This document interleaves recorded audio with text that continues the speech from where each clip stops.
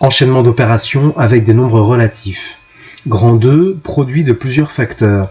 Un produit de facteurs est positif s'il y a un nombre pair de facteurs négatifs. Alors dans l'exemple, il y a donc un nombre, alors je vais essayer de... Ici je repère les négatifs, là, je repère les négatifs, ici, ici et là. Si j'imagine mettre ces nombres 2 par 2, ces deux-là, quand je les multiplie, et bien du coup le résultat est positif.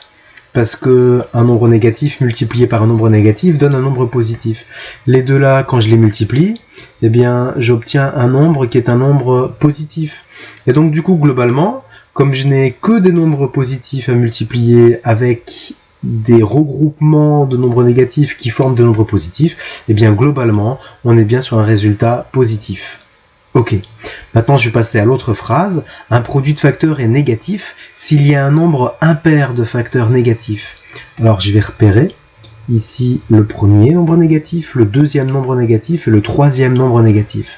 Si je mets ensemble les deux nombres, les deux là, on est bien sur cette multiplication va donner un nombre positif, multiplié avec des nombres uniquement qui sont positifs.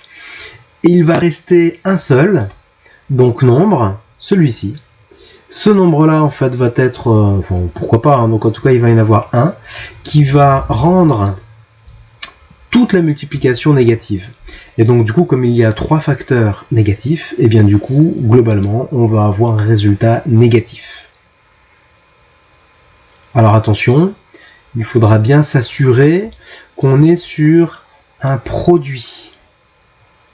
Et donc du coup, si jamais en fait il y a un calcul où il y a autre chose que des multiplications, alors nous ne serions plus sur un produit de plusieurs facteurs.